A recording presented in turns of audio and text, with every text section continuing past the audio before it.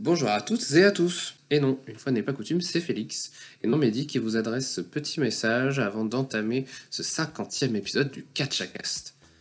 Comme l'occasion était un peu spéciale, nous voulions initialement vous concocter un méga épisode revenant sur 5 années de Catchacast et donnant successivement la parole à toutes les personnes qui ont contribué à son existence. C'est avec cette idée en tête que dans un premier temps, nous nous sommes retrouvés avec Jérôme, cofondateur du podcast avec Mehdi en 2017-2018, autour d'une crêpe, ou galette pour ne pas froisser les bretons d'entre vous, dans un restaurant parisien en mai dernier. Depuis, la faisabilité de cet épisode multi-retrouvailles a été quelque peu compromise par les aléas de nos vies respectives à Mehdi et à moi. Les mois ont passé, la canicule aussi, et la rentrée s'est approchée à grands pas. Et puis surtout, beaucoup de choses se sont déroulées dans le monde du catch depuis notre conversation avec ce cher Jérôme. Ric Flair a eu ce qui pourrait bien être son dernier match. Bayley est enfin revenue, bien accompagnée d'ailleurs. Mandy Rhodes est malheureusement toujours championne de NXT. Et last but not least, Vince McMahon s'est enfin fait épingler et n'est plus le capitaine du navire à la WWE. Et à sa place trône désormais Triple H, que l'on donnait pourtant perdu à cause de son petit cœur fragile. Bref, on espère que vous comprenez et que vous apprécierez quand même cette émission un peu moins spéciale qu'on l'aurait souhaité, mais qui célèbre malgré tout le Catchacast et finalement notre passion du catch à tous. D'ailleurs, même si nous n'avons pas pu leur donner la parole à temps, on voulait remercier très fort les autres composantes du Catchacast et nos précédents invités, Guillaume, Mathieu, Michael, Volodia, Laure, Raphaël, Sabrine, Nathan, Ravage, les British Soft Style, Tristan Archer, Darren Fogg et nos amis des rebuts du catch et de Team Catch-Up. Encore un gros merci à eux. Allez, je m'arrête là. Bonne écoute. Oh, dropkick, coup de la corde à linge. Oh là là, on n'a pas brisé le kayfabe. Vous ne comprenez rien ? Eh ben, rejoignez Catchacast pour découvrir ou approfondir votre amour du catch. Monde du catch mainstream, catch indé, de la lucha libre et autres puroresu japonais. Ah, c'est parti. John, à Battleground, je te promets une chose. C'est que je vais te battre et devenir le nouveau champion.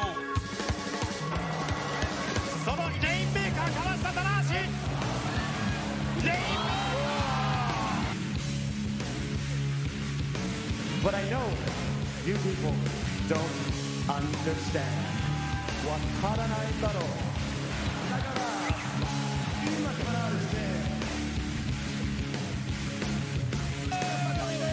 Cette superbe envoi par-dessus la troisième corde de Jordan Philippe. Cette fois-ci, on est là tous les deux. Oh oui, ce qui est passé par-dessus la troisième corde. C'est pas tout, regardez. Dive. Oh, ça.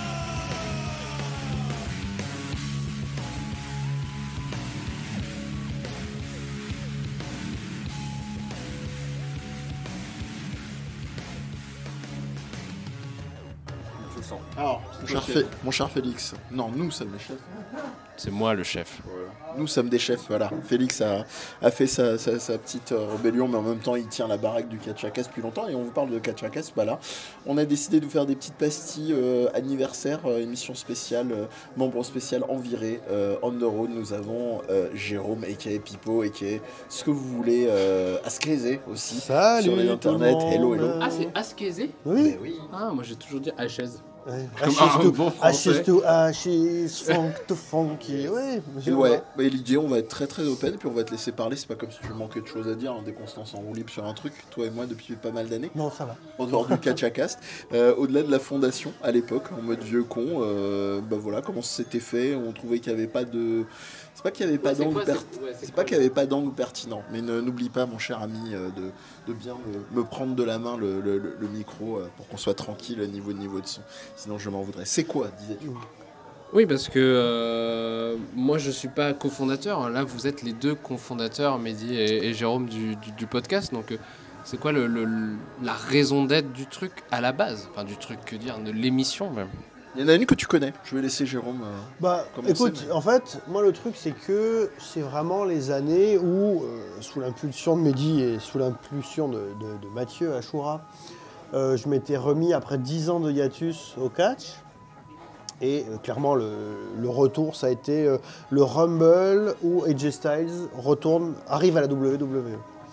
Je sais pas pourquoi, ça m'a incroyablement enthousiasmé, alors que j'ai pas trop suivi son passage à la TNA, mais de voir son arrivée à la WWE, puis après surtout voir que ça reste un formidable catcheur et que partout où il va, il est incroyable, ça m'a remis le pied à l'étrier, et surtout, je me suis dit que surtout, ce qui me manquait, c'était, comme d'habitude, avec toutes les productions podcastesques, et puis depuis le temps qu'on discute avec Mehdi, c'était qu'il y avait potentiellement une nécessité, alors pas à justifier que des gens qui se prétendent un peu profonds s'intéressent au catch, mais c'est juste de se dire, tu peux apprécier le catch premier degré, il n'y a aucun problème. Qui n'a pas, je dirais, le rêve d'enfant dans ses yeux quand il voit Kota claquer un Phoenix Splash, par exemple, et que personne ne se tue à l'issue de ce Phoenix Splash. Mais surtout, c'était de se dire, est-ce qu'il n'y aurait pas, pour le grand public, et pas spécialement pour les gens qui ont envie de croiser Gilles Deleuze et l'Undertaker, une capacité à apporter un regard un peu distancié sur le catch.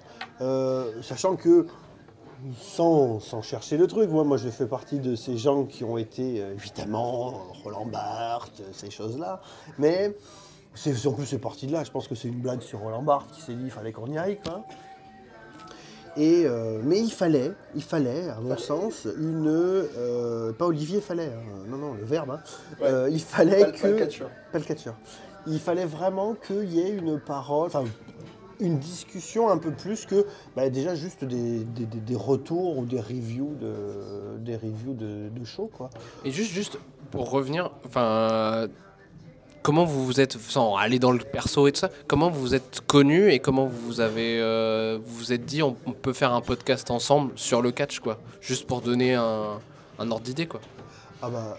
Connu jeux vidéo, merci. S'il vous plaît. Donc on est servi en même temps, donc c'est mission bonne franquette et merci. Et du coup, nous on se connaissait plus dans le cadre jeux vidéo avec Jérôme dans un premier temps. Avec des mages. Voilà, formidable exactement. C'était pas avant encore. C'était pas avant Démage, qui était une émission sur le bouquet jeuxvideo.com. Non, moi potentiellement, on avait déjà discuté avant, oui. Mais c'est surtout avec des mages. C'est surtout avec... Ok. La mémoire défaille, donc heureusement que tu es là. Et le deuxième truc, pour résumer ce qu'a dit Jérôme avant, je disais que tu la connaissais, la raison de Félix, en partie, qui a lancé le Catch à Casse, c'est tout simplement les cahiers du catch. Oui, j'en avais déjà parlé, dans le sens où c'était effectivement des articles de... alors de fond, il y en avait d'autres, hein, on salue un autre collègue comme Darren Fogg, par exemple, qui est un habitué et chroniqueur habitué, mais du coup c'est surtout le fait de se dire voilà ce qu'ils arrivaient à faire entre ambiance détendue, rigoloterie et angle très sérieux de traitement sur le champ de la santé. Et tu t'y connais bien, hein, parce que toi tu as même écrit sur un angle scientifique l'approche qu'on peut avoir du catch sur bien avant l'exception catchesque, enfin je sais pas si bien avant que ça, bref. Et donc voilà, l'idée elle est là, je vais pas faire trop long, c'est simplement qu'on s'est dit on peut faire quelque chose de cet ordre là avec notre tendance à saupoudrer, alors pas en mode on étale notre tartine de culture, mais plus on peut faire quelque chose de rigolo qui n'est, comme tu l'as très bien dit, pas une énième review. Alors c'est pas un reproche, nous on est très contents d'entendre certaines reviews, mais on se dit c'est déjà pris, c'est déjà fait avec talent, donc autant essayer de faire autre chose, même si on s'interdit pas l'exercice, hein, pour celles et ceux qui nous suivent depuis longtemps de ce côté-là. Mais alors, l'approche thématique, le premier épisode c'est sur la retraite par exemple. Pourquoi ce choix-là? Pourquoi le côté thématique? Et puis en plus, c'était la retraite de l'Undertaker. Bah ouais, ça tombait bien, quoi. La vraie fausse retraite. La première, en fait, quoi. Ouais. La première. Mais il n'y a pas disons que on s'est dit, bon, on regarde, on balaye l'actualité. En fait, on était assez vernis hein, à l'époque. Hein. Il y avait ça. Il y a eu l'autre truc sur lequel on râlait comme les vieux du Muppet Show sous les rires de Félix avant qu'on commence à lancer l'enregistrement sur... déjà à l'époque, on disait la Women's Revolution n'a jamais eu lieu. La VVE n'a jamais eu lieu. En tout cas, on va dire que ça a été une succession de gâchis. Où à des moments, on avait fortement envie d'y croire et où finalement, bah non. Et grosso modo, et je repense en même temps que je vous dis ça, qu'est-ce qui est devenu Bayley elle est blessée. Voilà, ouais, ça pardon. À l'instant T, elle est très très blessée. Merde. Bah voilà, j'apprends un truc triste en même temps qu'on enregistre. Mais voilà, c'est un petit peu parti assez simplement et de fil en aiguille, bah comme tout podcast que tu fondes où tu veux essayer de faire des émissions d'analyse, bah tu détricotes. Après, bah il y a des copains qui viennent se joindre à la fête. Guillaume Verdun, qu'on salue, qui sera au micro, Mathieu, de ses nombreuses appellations, dont une autre sur les internets, Ashura. Et voilà, les émissions sont arrivées, les envies des uns des autres, et puis pas si longtemps que ça après, t'es arrivé aussi, Félix, et ça a continué d'enrichir. Michael aussi. Grande main. Non mais Michael, on va y venir, il y aura un pilier. Déjà, il aura la parole comme toi, mais surtout, Michael, ouais, c'est haut en couleur, on va dire, on ménage les effets. Moi j'avais une question aussi, juste avant de parler de Michael et de d'autres temps forts de la naissance du Catchacast en gros. Les premiers épisodes, vous faites des sketchs en ouverture. Oui. Des mini-sketchs. Ça vient d'où cette histoire de sketch comment vous les avez... C'était un improvisé Ouais, c'était un peu des improvisés. Et puis surtout, l'idée c'était que il y avait quand même beaucoup de vocabulaire que moi je redécouvrais. Et on se disait, bah, ce serait quand même bien que tu vois, les gens ne posent pas la question, mais c'est l'intro du Catchacast. Hein. C'est quoi le kayfabe qu'est-ce qui s'est passé dans la journée, des trucs comme ça, tu vois quoi. Et comme ce vocabulaire, que tu le veuilles ou non, et c'est là que tu vois qu'on peut considérer que comme le Catchacast est une forme culturelle en soi, c'est qu'elle a son propre vocabulaire. Et si tu veux pouvoir en profiter, si tu veux que des gens en profitent, il faut que tu puisses leur donner les clés de pénétrer dans cet univers-là. Donc ça nous paraissait important de trouver avec des angles plus pétés les uns que les autres. C'est ça, le contrôle justement RATP. Voilà, de rentrer dans ces trucs-là. Et finalement, je parlais du fait qu'on s'était rencontrés autour, entre autres, des jeux vidéo avec Jérôme, mais c'est pas si lointain parce que tu parlais de culture catchesque. Nous, on a en fait cette même approche pour le jeu vidéo dans le sens où il y a toujours ce discours. Alors, c'est pas un reproche, hein, chacun voit midi à sa porte, mais c'est juste que moi et Jérôme, ça nous agace quand des gens, comme dans tout domaine, veulent imposer une vision, laisser les gens qui veulent cogiter, laisser les gens qui ne veulent pas cogiter aussi. Nous, on vient pas les emmerder, mais on se disait, bah voilà, pour le jeu vidéo, pourquoi d'un autre côté, c'est pour ça que j'avais créé Je Game Moi Non Plus à l'époque, qui a un autre podcast effectivement sur le jeu vidéo, où on peut se dire, bah on peut cogiter, on peut faire philo, psycho, sociaux et jeux vidéo, faire une double émission sur le sadomasochisme et le jeu vidéo, véridique, hein, j'invente pas, et que ça peut plaire et qu'il y a un public pour ça. Donc je pense que c'est à peu près du même ordre, hein, vraiment le même genre de démarche. Il y a un public, c'est sûr qu'on fera jamais les millions de vues ou les dizaines de millions de téléchargements. Mais déjà, pour nous, et de se dire, en fait, le problème c'est ça, c'est qu'il y a une offre qui nous satisferait et qui n'existe pas. Donc on se dit, on prend pas le créneau, on n'a rien à vendre et on n'a jamais gagné une thune sur ces questions-là. Mais l'idée de se dire de pouvoir participer à développer un peu la culture catchesque et un discours autre que est-ce qu'ils se font vraiment mal et qu'il y a encore ces gens qui se posent cette question-là en 2022, quoi. C'était il y a un moment maintenant. Et finalement, hors les cahiers du catch, il n'y avait rien d'autre, rien. Et puis certainement pas sous forme podcast. Format anglophone et encore. Format anglophone et encore. Et ouais, voilà, il fallait vraiment donner une discussion un peu différente. Et puis surtout, finalement, on s'est aperçu, chaque fois qu'on s'est assis pour se dire, bon, de quoi on va parler cette semaine-là, que c'est infini. C'est quoi une retraite dans le catch? C'est quoi une carrière dans le catch? C'est quoi l'arbitrage dans le catch? C'est des sujets qui méritent largement de discussion. on n'a pas répondu à la question, mais finalement, c'est quoi une carrière? La carrière de Ric Flair aujourd'hui, est-ce qu'elle est vraiment finie? De se poser la question, est-ce qu'elle est finie, la carrière de Ric Flair? On est d'accord qu'il est signé avec quel type de contrat? Je pense que lui, il considère qu'elle n'est pas finie. Actuellement, il a quoi comme contrat? Il a légende à la EHPAD. WWE, oui, c'est ça, ouais. Mais pardon, juste pour continuer, c'est qu'on se rend compte en plus qu'au bout d'un moment, au fur et à mesure, parce qu'on est venu sur des émissions phares aussi, plus classiques, c'est-à-dire on a appris, comme d'autres l'ont fait avant nous, donc c'est là où ça va paraître contradictoire. Oui, mais vous dites, vous faites pas comme les autres, mais vous faites comme les autres. On l'a fait dans le sens où l'angle d'attaque était différent, on n'était pas sur une approche, alors on a pu reprendre des codes classiques, genre approche chronologique d'une fédération, on l'a fait effectivement sur la TNA, on l'a fait sur d'autres types de thèmes, mais toujours pour nous c'était l'idée de se dire à un moment on sait qu'on va ramener de la sociologie, on sait qu'on va ramener de la politique, on sait que le truc un peu soit ingrat ou soit que les gens, attention hein, c'est un gros mot ce que je veux dire, mais que les gens ont peur dans le sens où ça pourrait pour eux toucher leur audience et qu'ils en aient moins de passer pour en fait des chiants, des ringards, des trucs.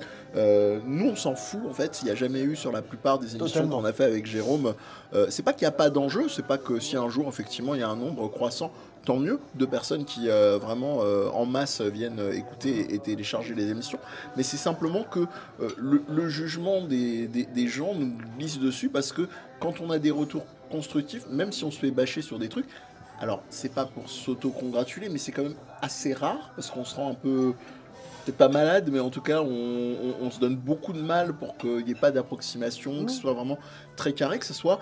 Nous, je pense que notre exigence, elle est de se dire, limite, ce qu'on dit, ça peut être publiable dans un bouquin, dans un article de recherche, parce qu'on a pas mal cette culture-là, effectivement, avec Jérôme, et toi aussi, par extension, vu que tu as bossé dans les revues scientifiques, Félix. Non, l'idée c'était vraiment juste d'avoir une approche du catch avec un peu de recul. Et dès que tu prends du recul, bah, tu peux faire rentrer n'importe quoi. Si tu veux parler de politique, il faut une seconde pour comprendre que c'est un peu le domaine du conservatisme le plus extrême, avec le gentil, le méchant clairement identifié.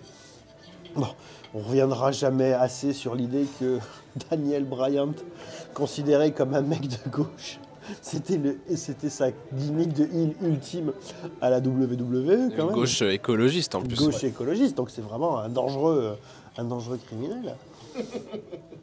Et la politique, alors évidemment la science ça va très rapidement, et je repense à ce qu'on s'était dit sur la carrière où les fois où on a essayé de mettre le doigt pour essayer de comprendre qui est Jeff Hardy. Parce que Jeff Hardy est quelque chose d'assez incroyable. Même lui, je pense, ne sait pas exactement qui il est dans ces trucs-là. Je pense que c'est un géométrie variable. Je pense qu'il y a des moments, il était A, et puis très vite, il est devenu B, il est devenu Z, il est redevenu A. C'est quand tu dis A, c'est que souvent, il a fait des A, Z, B-, A-, Z. Et c'est que, voilà... Tu peux comprendre, simplement te dire, ah bah vous voyez, Jeff Hardy, super, il fait des centons, tu sais même pas comment il fait pour suivre à chaque fois qu'il fait des centons. Et après, tu peux te dire, plus profondément, est-ce qu'il y a un désir de mort manifeste chez Jeff Hardy? Pourquoi est-il aussi autodestructeur, sachant qu'il a toujours travaillé avec son frère qui, lui, pour le coup, a plutôt rondement mené sa barque? Est-ce que finalement il y a une espèce de calcul de la famille Hardy pour dire Matt, tu tiens les rênes et Jeff de temps en temps il peut aller faire semblant de mourir ou même de... Excusez-moi, c'est nerveux. C'est quand il pense finalement Jeff Hardy, tu peux te poser la question, est-ce que il a jamais... En fait il a eu plus de chances de mourir que de tuer sa carrière. Il a eu plus de chances de se tuer lui-même que de tuer sa carrière. Je ris nerveusement, mais c'est aussi de la déformation professionnelle, parce que c'est un roman familial. Tu peux le prendre au sens littéraire, comme les grandes fresques d'un Zola, avec des Rougon Macquart, d'une comédie humaine d'un Balzac. Balzac, d'ailleurs, qu'on salue, au catch aussi. Le fit. Mais en tout cas, ce que je veux dire par là, tu peux prendre aussi sous l'angle psychologique. Alors, je ne l'ai pas forcément extrêmement dit publiquement sur le Catch à Cast, un peu plus sur d'autres canaux, mais moi, étant entre autres choses psychologue, je vois ça, oui, je me dis, sans être en mode snobiste et le dire avec le petit doigt levé, pourtant je l'ai fait, il y a une pulsion de mort intéressante intéressante à observer, et même avec notre recul, de se dire, il y a ce questionnement qu'on a tous eu, surtout si on regarde certains types de matchs de catch extrêmes, quelle est la dimension, le regard morbide, extérieur qu'on peut avoir. Évidemment, tout le monde est, Dieu merci, consentant dans ce genre de match-là, mais quel est le degré d'aliénation? On parlait de l'Undertaker et du fait d'aller rempiler presque ad vitam aeternam, parce que on peut supposer tous les phénomènes d'emprise, et on va pas trop mordre là-dessus, parce que Michael va sûrement longuement en reparler sur le théâtre dont on a déjà fait l'émission spéciale Kevin Owens. Oui, ça questionne, donc c'est des comportements humains, et c'est des trucs au-delà du potin, qui peut nous intéresser, hein, on est des êtres humains aussi. Il y a un truc, quand tu grattes un petit peu le vernis, te demander qu'est-ce à dire que ceci. Et c'est infini, on se pose des questions. T'as Jeff Hardy, t'as l'Undertaker qui était à sa 37e... On a commencé... Mais donc en fait, c'est vraiment le catch qui faisait mûrir certaines questions. C'était pas... vous étiez pas dit dès le départ, enfin, plus ou moins dès le départ. Ouais, j'aimerais bien qu'on parle de ça, quoi. Ouais, voilà. On va parler de ça, puis ça, et puis ça, quoi. Jamais. Non, c'était vraiment... Sinon, on se fait chier avec Jérôme. On s'était posé deux trois questions. Finalement, nos sujets, on les trouvait dans le quart d'heure. Dans le quart d'heure pour commencer, quoi. Mais après le côté bourgeonnement et tout ça du catch à cast, à quel moment, toi, tu es devenu le référent Joshi de l'équipe? Est-ce que tu l'étais déjà dès le départ, alors, entre guillemets, le truc, ou est-ce qu'il y a un truc qui a fait que ça y est? Non, mais en fait, cause à effet. En fait, depuis 2017, donc concomitamment au moment de reprise de ça, je suivais, mais un peu loin, parce que j'avais pas d'abonnement à Stardom World, et puis c'était pas si facile que ça d'avoir des infos. En 2017, c'était pas si loin. Il n'y avait pas tant de choses que ça sur Internet pour avoir des nouvelles sur la Stardom. Et je suis arrivé à la Stardom, donc je l'ai déjà raconté plein de fois, par Starlight Kid, parce que moi, je suis un super gros fan de Tiger Mask, et j'ai découvert qu'il y avait une catcheuse qui à l'époque pesait 35 kg et mesurait 1m45, et qui avait un masque de tigre, et qui faisait du catch, et je me disais mais comment c'est possible? Et ce qui m'intéressait à la WWE dans ces moments-là, c'était vraiment le catch féminin. Outre le retour des AJ Styles, qui est quand même important, cette gigantesque feud entre les quatre, les fameuses Horsewomen, c'était très intéressant, mais ça a fini par tourner en rond à la vitesse de la lumière. Et à ce moment-là, j'ai commencé à avoir de plus en plus de facilité par YouTube, par Twitter, à m'intéresser à la Stardom. Et en fait, il m'a fallu, c'est triste, mais il m'a fallu 2 shows, et même en regardant des openers où Kaori Yoneyama se battait pour la 7500e fois contre Azumi, qui avait donc 10 ans de moins pratiquement, ou Starlight Kid, et je me suis dit, mais en fait, ces filles qui font les ouvertures, il y a plus de catch dans un orteil de ces filles qui font les ouvertures de roadshow que dans ce que je peux voir à la WWE. Et on n'a pas parlé des divas. Petit troll facile. Non, mais je dis ça, mais en réalité, quand tu regardes, parce que j'aimais beaucoup la remarque d'une autre, qu'on espère qui sera dans ces émissions spéciales, de Sabrine, hein, qui pointait souvent que y a eu des choses en fait entre les lignes quand même très intéressantes qui se passaient entre deux représentations parfois malheureusement lamentables des divas, qui étaient plus pour les plus jeunes on va dire des pole danseuses, il n'y a aucun mépris, hein, on adore le catch féminin, mais là la WWE, ouais voilà, c'est ça, des male gaze, tous les termes effectivement très à la mode d'objectivation. C'est tout à fait à la mode, on peut parler d'NXT 2.0 si tu veux. Ah oui, et ça c'est en train de revenir, d'accord, bon, ok, no comment. Je suis désolé, hein, ouais. Quand ta championne c'est Mandy Rose, faut arrêter de faire semblant, quoi. Quand ta championne c'est Mandy Rose, mais quand c'est ton modèle aussi de booking. Enfin, il y a Athena, donc Ember Moon, qui disait qu'à des réunions internes à NXT, il disait aux nanas, non mais faut vous maquiller, faut vous habiller comme Mandy Rhodes en fait, quoi. Donc devenir sexy entre guillemets. Donc ouais, le retour à la diva, on le voit à NXT 2.0, quoi. Et c'est là, alors, ça fait 5 ans qu'on dit que ça n'a jamais eu lieu, la Women's Revolution. Mais là, c'est sûr. Enfin, je veux dire, il faut voir comment est battu et ça, c'est le genre de truc. Moi, j'ai laissé sa chance quelques semaines à NXT. Là, c'était la goutte d'eau qui a fait déborder le vase. C'est que Mandy Rose reste championne en battant clean Io Shirai. Donc Stardom, hein. Io Shirai qui a été la plus grande, jusqu'à Mayu récemment, Grand Slam champion de la Stardom. Donc c'est-à-dire qu'elle a tout gagné. Elle a porté sur ses épaules cette fédération. Et donc du coup, c'est normal qu'elle soit partie aux États-Unis. Et alors après, peut-être que Io, elle s'en fout. Peut-être qu'elle est revenue de tout ça. Elle a plus envie de se... Mais te dire, putain... Moi, en tant que fan, mais après je sais, c'est éminemment discutable, de voir que Io Shirai va perdre clean contre Mandy Rose, je me dis, ok, je ne suis plus le public. Merci.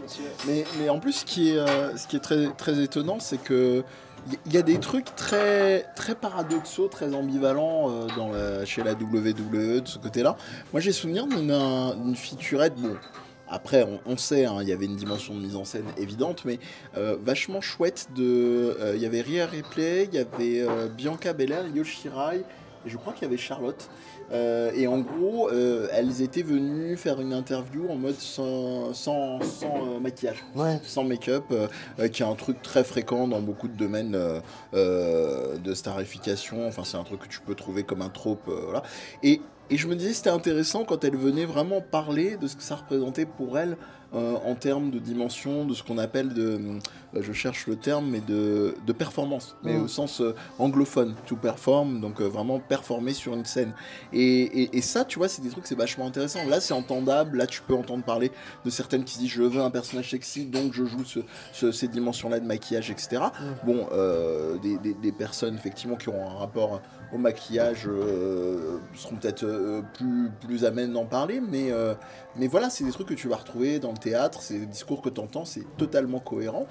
Mais voilà, tu te retrouves avec cette dimension de vente de Mandy Rose, c'est la nouvelle poster girl, alors qu'ils se sont cassés la tête à reconstruire, à donner en tout cas l'illusion qui a bien marché quelques temps pour moi, je crois que pour toi un peu aussi, avec des Dakota Kai, avec effectivement... Mais oui, Tegan Nox et tout. Voilà, on est... et voilà, et c'est ce côté syndrome, tu sais... merci beaucoup. Château de sable, tu sais, comme on dit, t'arrives et tu casses tout d'un coup comme un mot, mais c'est un petit peu dommage. Ah, on vous parlait de match extrême, hein, on vous ment pas, hein, il y a vraiment quelque chose dans la mise en scène, voilà, les flammes. Merci beaucoup. Undertaker total. Voilà. Je contrôle la crêpe. Nos amis bretons apprécieront. Enfin, j'ai dit crêpe, mais ils apprécieront pas donc voilà. Donc ouais, je crois que j'ai à peu près fait le tour en mode de ce côté-là. Bah après, quand même pour préciser, je dis qu'en termes de catch, il y a pas photo, hein, clairement. Il y a dernièrement. Bon, après, c'est du Dave Meltzer, ça vaut ce que ça vaut. Mais il y avait un mail ultra laconique de Dave Meltzer qui disait. C'est pas au Tokyo Dome, donc je dirais pas. Non, c'était the best female catch is at Stardom, quoi. Bon, d'accord. C'est pas moi qui lui dirais le contraire, hein, dans tous les cas. Après, à côté de ça, tu vois, la Stardom. Il y a un truc de très intéressant, c'est que, c'est ce que j'avais dit, parce que du coup j'étais passé chez les rebuts du catch pour parler de la Stardom, où j'avais dit qu'une des particularités de la Stardom, c'est qu'en fait il y avait des morphologies très très différentes en termes de catcheuses. La Tokyo Joshi, en fait c'est toutes des petites, assez légères, donc c'est du catch assez virevoltant.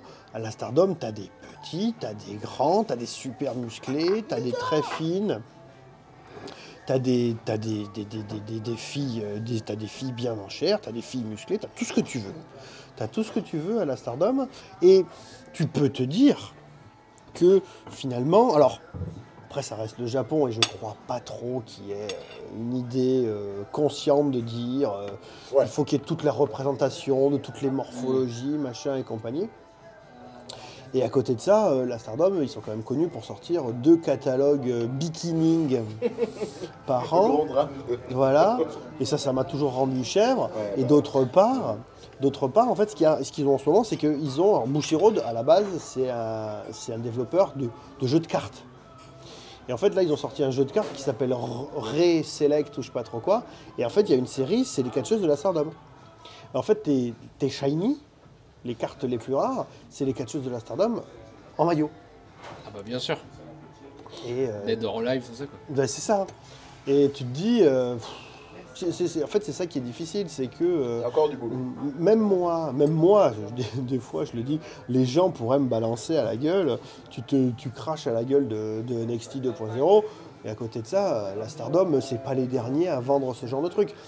Après, le truc, c'est que ça reste clairement en dehors du ring. Voilà. Ces choses-là ne C'est sont moins pas dans surface, le ring. c'est moins invasif. C'est beaucoup moins invasif.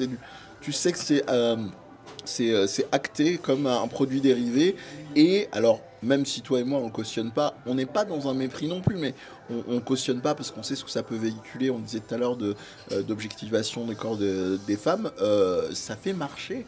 C'est une réalité. Alors il faudrait qu'on trouve d'autres moyens et que ça se creuse la tête, que les mœurs changent pour que ça puisse vendre et faire vivre les fédérations autrement. Mais ça fait tourner extrêmement. Et c'est un biais culturel que nous n'avons pas. Au Japon, la logique effectivement des idoles, tu parlais des différences de corps, c'est un trope commercial, très clairement. Il y a aussi cette réalité. Bah, surtout que voilà, il y a un peu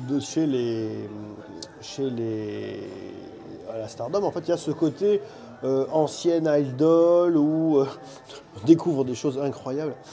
C'est Himeka. Himeka, donc que Mehdi aime beaucoup. En fait, j'ai découvert qu'elle a fait partie d'un groupe d'idoles. Mais Himeka, en fait, elle vient d'une fédération qui s'appelle la Actress Girl. Et la Actress, en fait, ils disent que c'est pas tout à fait vraiment du catch, que c'est vraiment de la performance, vraiment au sens large, on veut dire sur scène, jouer et faire un truc qui ressemble quand même vachement à du catch. Et alors maintenant l'actrice n'existe plus, mais c'était un peu du catch jusqu'au bout. En fait, elle a fait partie d'un groupe d'idoles où la particularité de ces idoles-là, c'est que vous savez, les idoles, c'est censé être ultra lisse, vraiment, il faut que ça plaise aux petites filles, aux mamans, que toute la famille. Tout est construit pour plaire quoi. C'est ça, oui, c'est vraiment ça. Et en fait, là, c'est Jusqu'à ne pas avoir de petits copains, ou en tout cas pas publiquement. pas le pouvoir le dire. Ouais, c'est ça, mais ça va plus loin que les idoles. C'est une parenthèse, mais ça me rappelle un truc avec Okada. Pendant très longtemps, dans son compte, ce qu'on soupçonnait, c'est que dans son contrat à New Japan, il y avait l'interdiction de se marier jusqu'à un certain âge. Ah oui, c'est vrai, t'en avais parlé, je m'en souviens. Tout à fait. Ah bah, ça m'étonnera même pas tout à fait. Et donc là, Himeka faisait partie d'un groupe d'idoles où en fait c'était des idoles qui disaient des gros mots. C'est un concept totalement japonais quoi. Makito. Voilà. Ouais, en fait, Makito, c'est l'idole frustrée qui veut détruire les idoles. C'est génial. Et à côté de ça, à la Stardom, t'as Tam Nakano, qui a... Alors, à côté de ça, il faut que je vous parle de ça aussi. Tam Nakano, en fait, ça a été plus ou moins une idole, mais en fait, avant de devenir la Tam Nakano qu'on connaît à la Stardom, elle avait une espèce d'éminence grise, qui était un gars qui avait des shows hardcore. Ok. Et donc, elle est devenue spécialiste d'artifice, de feux d'artifice. Elle est artificière, en fait. Mais ça, c'est pas du kayfabe du coup. Ça, c'est pas du kayfabe, Ouais. c'est ce qu'elle faisait à côté. Et tu vois là, par exemple, Tam Nakano, que j'aime beaucoup parce qu'elle a une capacité. En fait, c'est vraiment, il y a Dr. Jekyll et Mr. Hyde. En fait, Tam Nakano, quand elle est poussée dans ses derniers retranchements, je crois que c'est la plus violente de toutes les catcheuses de la Stardom. Comme Meki Atsuga. Voilà. Mais, à côté de ça, elle fait des pastilles qui me mettent excessivement mal à l'aise, qu'on peut trouver facilement sur Insta ou sur Twitter, où elle fait la moue boudeuse ou vraiment l'idole qui mange un truc. Alors il y a un public pour ça, hein, c'est sûr, hein, mais moi ces trucs-là me mettent excessivement mal à l'aise. Juste pour s'arrêter là, peut-être sur la Stardom et boucler la boucle, je sais pas où on en est en termes de temps et tout ça, mais moi j'avais deux questions bateau un peu pour conclure, mais bateau qui peuvent susciter peut-être des choses. Un, c'est quoi dans le temps d'existence du catch à casse, c'est quoi le truc qui vous a marqué tous les deux au niveau du catch en termes d'évolution du business, monde, du milieu du catch. Et est-ce que en 5 ans de Catch à Cast, il y a eu vraiment un changement, une évolution négative ou positive qui marque un peu? Jérôme? Bah, du côté négatif, moi franchement, je suis outré de NXT 2.0. C'est vraiment, même du côté masculin. Mais après voilà, je suis pas le public et c'est, je pense à ce pauvre Paul Lévesque, toujours dans mon cœur. Comment tu peux accepter de voir ton château piétiner au pied comme ça? Et Je crois qu'il a plus le choix en fait. ouais. Au niveau santé, je crois il faut qu'il arrête tout stress, machin. Donc, il voit tout devant ses yeux, mais je pense qu'il prend pas la force sur lui-même d'y aller, au risque d'y perdre sa vie, littéralement, quoi. Donc c'est absolument scandaleux. Putain, voilà. Après, voilà, on pourra m'objecter. Puis je sais qu'il y a des gens qui sont fans de NXT 2.0 parce que ça ressemble à du catch à l'ancienne. Mais moi, le catch à l'ancienne, c'est quoi le catch à l'ancienne? Si c'est celui que j'ai abandonné en 2008, j'ai pas envie de le retrouver forcément. Et après, vraiment dans les choses bien. Moi, j'ai adoré voir vivre le Catch à Cast loin de moi, quand je suis parti de Paris ou quand j'étais pas là sur toutes les émissions. L'émission que vous avez fait sur CM Punk avec Sabrine, elle était extraordinaire. Ou l'émission avec Tristan Archer. Voilà, moi j'adore discuter avec les pros et avec Archer, qui est un gars incroyable. C'était super. Il était très ouvert. Il était très ouvert aussi au niveau du booking et tout ça. Ça, c'était vachement intéressant. Il n'a rien caché. Et puis, le fait qu'il y a eu quand même, avec avec le confinement, que tout le monde ait trouvé des solutions.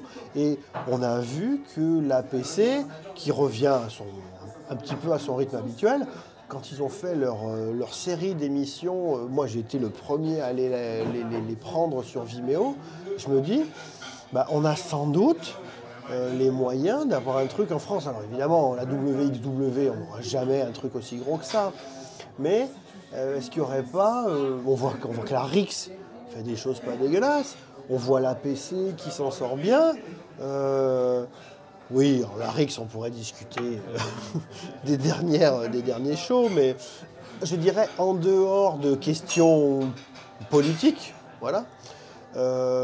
Y a cette volonté de se dire que on est quand même dans un moment où tu as 2 shows français, APC et Rix, alors que très longtemps, des shows français, déjà tu les connaissais pas, ou c'était des trucs extrêmement locaux, avec l'internet. Donc maintenant tu peux voir plein de choses. Donc moi je vois que en 5 ans, alors on n'est pas passé de l'underground façon dernier reportage de Trax le vendredi à 1h du matin sur Arte, je crois. Mais je vois, et puis surtout ce que ça m'a permis de voir plus largement, c'est que j'ai discuté avec des gens et je me suis aperçu qu'autour de moi, il y avait quand même plus de gens enclins à dire que ou eux-mêmes ou leurs enfants regardaient du catch. Et donc du coup, ils avaient dû s'y intéresser. Je repense en particulier à une de mes anciennes collègues qui me disait, moi en fait mes gosses étaient super fans, donc je me suis mis avec eux pour essayer de suivre, et qui disait, voilà, tous les vendredis, à l'époque c'était sur AB1, ouais, elle disait, je regarde ça avec mes enfants. Et puis, sans être devenu une fan hardcore, et j'ai acheté allé acheter mon t-shirt You Can See Me, ou Hustle, les trucs de John Cena, c'est de dire, tu prends un plaisir à retrouver des personnages. Et ça m'a marqué de me dire, voilà, tu retrouves des personnages. Ouais. C'est ni plus ni moins qu'une bonne histoire encore racontée par les personnages incarnés, quoi. C'est des cycles, mais le problème en France, c'est que la mayonnaise prend pas avec ça. C'est-à-dire que tu te replonges dedans, comme on en parlait en off sur d'autres discussions, dans un bain de nostalgie, et puis tu requittes le truc. C'est un peu l'effet Stranger Things. Tu te remets dedans comme un bon chocolat chaud. Tu t'en fous que la qualité d'écriture soit pas dingue, et puis voilà, tu repasses à autre chose de manière très très ponctuelle, à picorer. Après chacun voit midi à sa porte, mais moi je pense que l'autre porte d'entrée, elle se fera plus par des logiques crossover, c'est-à-dire effectivement des emprunts à des trucs qui peuvent prendre au code, même si Marvel eux-mêmes n'ont rien inventé, et Disney Marvel n'ont rien inventé de ce côté-là. Donc d'univers croisés, le fait qu'il y a de plus en plus, mine de rien, sous la pulsion de la EW, de jeux qui sont développés en mobile et sur console. Bon, c'est des petits trucs, mais je pense que peut-être ça peut un peu repartir de ça, même si ça restera nichesque. Après, pour répondre à la question, moi, il y a deux trucs principaux, vraiment que j'ai constaté à partir du moment où on avait fondé le Catch-A-Cast, c'était le catch japonais. Pour moi, ça a été l'explosion, vraiment. Et puis en plus, un bonheur parce que non seulement nous, on se faisait mutuellement à s'appeler toutes les 30 secondes. T'as vu le truc de Kota, t'as vu le truc de Kenny, t'as vu Okada, t'as vu machin. Moi, je me souviens, en plus, Félix avait eu le nez fin parce qu'il avait commencé à lancer les petites pastilles d'émission. Cet extrait où tu parles du wrist control, du contrôle du poignet d'Okada, c'était génial. On sentait effectivement que on s'est en reprenant effectivement cette culture qu'on avait laissée en stand-by quelque temps, et puis Félix qui venait enfoncer le clou, lui avec une connaissance encyclopédique, à nous dire ah ouais mais ça c'est parce que ça renvoie à machin, puis nous en mode boulimique à aller voir ah ouais en fait il y a ça, il y a machin, et voilà, il y a eu ça. Et le deuxième, c'est la dimension intergender.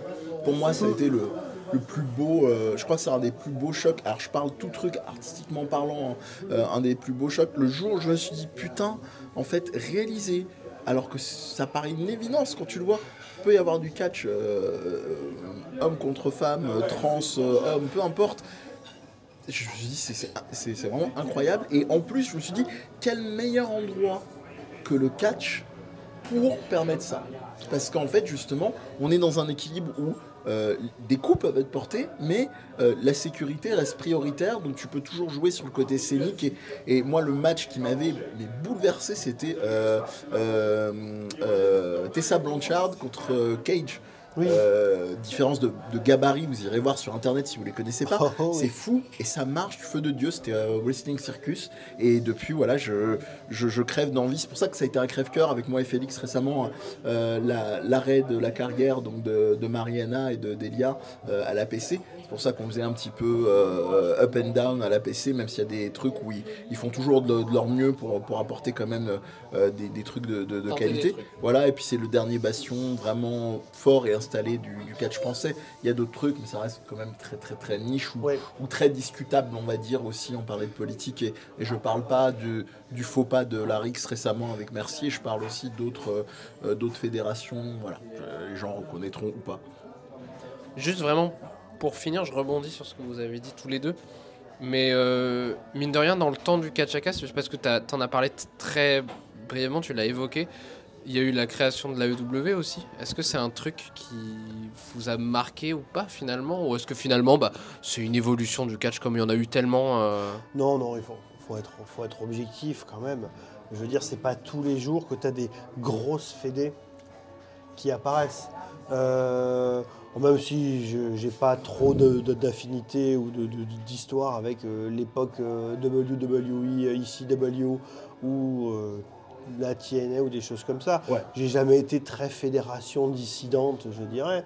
C'est un sacré alignement de planète, quoi. Là, tu te dis, quand même, t'as un mec... Alors, après, le truc, c'est que t'as toujours eu plein de personnes du showbiz qui ont eu cette volonté. Billy Corgan, avec son passage à Impact. Freddie Prinze Jr., ça fait des années que Freddie Prinze Jr. en fait traîne dans le monde du catch. Je me demande s'il a pas un peu managé dans des trucs à la TNA ou des choses comme ça. Alors à la TNA, je sais pas. Je sais qu'il a bossé pour pas mal de gens, qu'il a mis en relation des gens avec des producteurs, etc. Et lui, il a été scénariste à SmackDown, je crois, pendant un truc comme 1 an, pas plus, un truc comme ça. D'accord. Donc...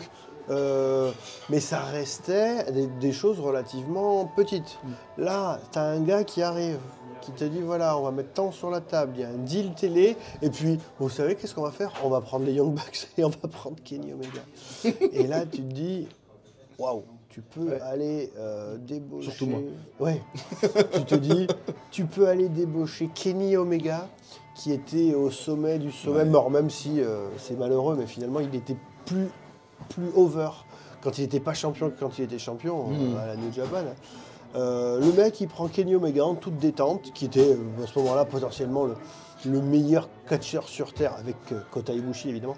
Alors, ce qui est quand même cool, je me permets de te couper, c'est que c'est une co-construction. C'est-à-dire que oui, effectivement, Tony Khan est arrivé, mais moi, ce que je trouve fabuleux, et qui en plus, le hasard de la vie a fait que ça a coïncidé avec... on a surfé avec le Catchacast là-dessus, sur un petit peu les débuts des brefs qu'il prenait avec le... C'est pour ça que je disais que moi, je pense que l'avenir du catch, en termes de visibilité plus globale, viendra par ces phénomènes crossover, ces côtés épisodiques, le fameux Being the Elite, effectivement, ce format épisodique complètement rigolard, de petits trucs filmés à la caméra, la One Again, mais avec des effets dramatiques. On sentait l'âme du catch, tu sentais qu'il y avait une sincérité. Moi, je me rappellerai toujours d'un passage avec Flip Gordon qui disait qu'il pétait un plomb parce qu'en fait, il était loin de sa famille toute l'année, et t'as une espèce de moment où il s'éloigne de la caméra pendant littéralement 1 minute 30 de tournage, tu le vois s'éloigner. C'est hyper fort la façon dont ils ont construit le truc, qui reste un business, et que finalement tout ça ça s'est aligné, ça a fait non pas des chocs à pic, mais ça a fait l'AEW avec tout ce qui a été construit avec The Elite, avec le fameux All-In, merci beaucoup de ce Cody, effectivement, on a déjà craché notre venin, mais on peut dire ce qu'on veut, il a quand même eu une très grosse part dans bien des aspects. Voilà, c'est l'amour vache, comme tu dis. Voilà, donc c'est un peu ça. Sur l'AEW, en fait, moi, ce que je trouvais admirable, c'était que il y avait une volonté immédiate de Kenny Omega de faire rentrer le Joshi en particulier dans la scène. Et évidemment, on a tout de suite compris quand il a été chercher Ryo, donc qui était énorme, une des plus grosses freelances de l'époque, qui a quand même pas mal pigé à la Stardom aussi, qui a été directement lui donner la ceinture.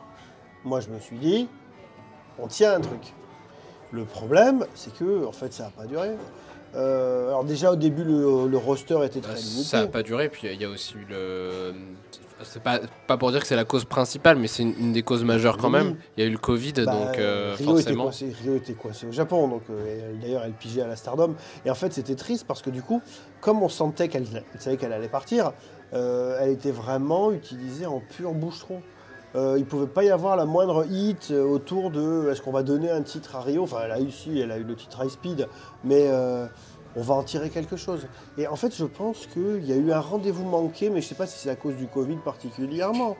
C'est qu'on voit qu'il y a pas mal de catcheuses de Joshi qui passent à l'AEW, mais je ne sais pas si ça fait vraiment sauter le pas. Et puis je pense qu'au début, il y avait cette volonté-là, comme tu dis. Puis il y a eu Hikaru Shida aussi, quand même, qui, elle, était restée. Mais je pense qu'il y a d'autres catcheuses qui ont pris le pas. Britt Baker, elle a pris énormément de place. Et donc, le côté, on va mettre l'emphase sur le Joshi, du coup, ça a été un peu mis de côté. C'est un peu trop tard. Et du coup, peut-être que ça va être relancé à un moment. Mais je voudrais juste être très, très acide une dernière fois, après avoir dit beaucoup de mal de NXT 2.0. En fait, moi, la EW, le moment où je me suis dit, ok, je vais pas y aller, c'est quand ils ont commencé à tout miser sur Jade Cargill. Alors, il y a eu un article brillant, peut-être que c'est toi, Félix, qui l'avait relayé. Il faisait le parallèle entre ce que l'AEW était en train d'essayer de faire avec Jade Cargill et Feed Me More du côté de la WWE. Et le problème, c'est que quand ils ont donné tous les titres à... son nom m'échappe. Feed Me More, c'est... Ryback. Ouais, Ryback. Oui. En fait, il s'est effondré comme un château de cartes parce qu'il n'avait pas les épaules pour aller porter ça. Alors après, le truc, c'est que d'un point de vue purement physique, Jade Cargill a les épaules, clairement. Voilà, après, qu'on le veuille ou non, cette lutteuse, elle a 40 matchs dans sa carrière.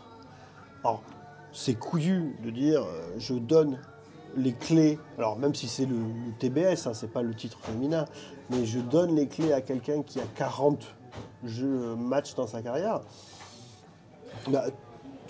Moi, je pense que le problème, il n'est pas nouveau, il n'est pas neuf. C'est qu'il y a trop d'agendas politiques aussi croisés. Qu'est-ce que je veux dire par là? Le Japon, et ce serait presque, vous voyez, on parlait de trouver des sujets, on a peut-être trouvé un plus tard.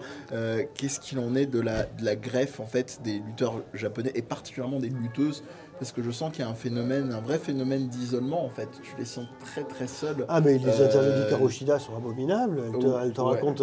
En fait, quand tu es au Japon, quand tu es dans une fédé où tu es contractuel et pas freelancer, c'est une famille. On t'aide à trouver un appart. Il y a la Stardom, en fait, elles s'entraînent ensemble.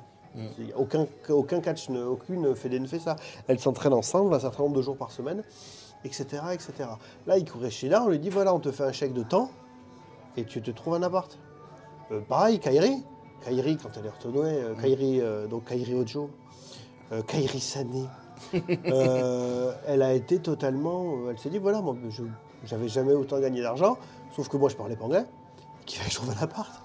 Et ton employeur te donne aucune aide, aucun soutien, mais oui. À côté de ça, on peut parler des espèces de fédés plus ou moins autogérées au Japon. On a eu une histoire énorme où en fait Konami, qui est une catcheuse qui était à la Stardom, qui là est dans un hiatus, qui a fait 2 retours pendant la Golden Week, mais qui va reprendre une petite pause, était la colocataire et plus ou moins la protégée de Kana Asuka. Et le problème de Kana Asuka, c'est que, si j'ai bien compris, c'est une personne qui est totalement imprévisible. Mais totalement imprévisible. Pas juste sur le ring. Hein. Et en fait, du jour au lendemain, elle avait fait venir donc de Hiroshima Konami, qui vient de Hiroshima, et elle est partie. Elle est partie aux États-Unis. Et donc Konami s'est retrouvée toute seule dans Tokyo, avec plus rien. Et à l'époque, elle pigeait pour la Diana. Et à l'époque, la manageuse de la Diana, c'était Shiori. Shiori qui est actuellement et qui est plus jeune qu'elle à la Stardom. Et en fait, elles sont devenues amies parce que Shiori, qui était jeune, a pris Konami, qui était beaucoup plus vieille, mais totalement inadaptée sociale, sous son aile. Les inadaptés sociales dans le catch au Japon, c'est un truc incroyable, quoi. D'ailleurs, il y a beaucoup d'inadaptés sociales qui deviennent catcheurs. Et bon, bref, il y a un peu ce côté où tu peux te faire planter du jour au lendemain, mais quand tu taffes, on pouvait regarder les nombreux... tout ce que Meiko Satomura a fait à l'époque où elle était chez les Sendai Girls et qu'elle s'en occupait. Là, elle arrive aux États-Unis, on lui dit t'es une grande fille, tiens, on prend tes X milliers de dollars et démerde-toi. Ça, pour des Japonais, c'est complètement... il n'y a pas de tissu social, il y a la difficulté aussi à apprendre la langue. Hein. Là, il n'y a pas de jugement de valeur, mais c'est vrai que quand même, des catcheurs japonais qui se sont, on va dire, expatriés, qui ont appris l'anglais, il n'y en a pas beaucoup. En temps des expats qui ont appris le japonais. Ouais. Après, à part Nakamura, il n'y a jamais aucune greffe qui a pris. Jamais. Non, c'est vrai. Il n'y a que Nakamura. Vraiment de manière conséquente, non, c'est vrai. De japonais où la greffe a vraiment prise aux États-Unis, à part Nakamura. Asuka, on peut peut-être se poser la question. Pendant un temps, elle était quand même. C'était female Brock Lesnar, puisqu'elle ne parlait jamais. Et moi, j'adorais cette gimmick elle était extraordinaire. Elle était extraordinaire. Mais c'est le genre de personne qui peut le faire. Il n'y avait pas de problème vis-à-vis de ça. Mais oui, c'est vrai qu'Asuka, là, elle est revenue. Elle a de la visibilité.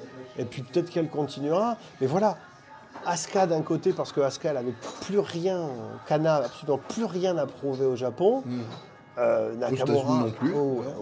Nakamura, il avait absolument plus rien à aller prouver. Et finalement, il passe une bonne retraite, il fait du surf, il est tranquille, quoi.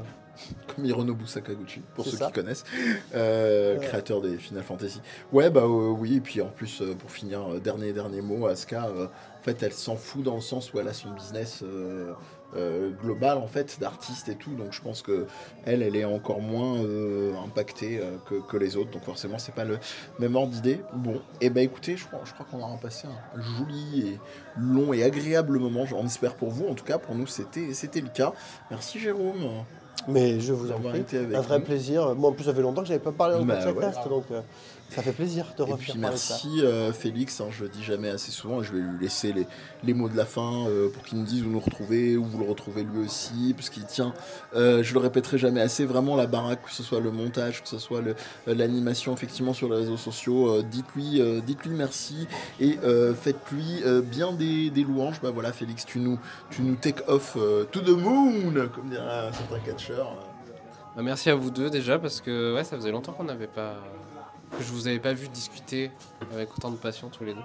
Et donc pour le Catchacast, vous savez, hein, vous nous retrouvez sur Twitter @Catchacast, @CatchacastDZP pour Facebook, @Catchacast pour Instagram. Catchacast c'est sur YouTube aussi. Vous nous retrouvez partout. Et puis on vous retrouve très vite parce que je pense qu'il y a d'autres personnes qui vont parler du Catchacast pour ce 50e épisode. Mazel Tov à tous les deux d'ailleurs. Yes, ciao. You can hang out.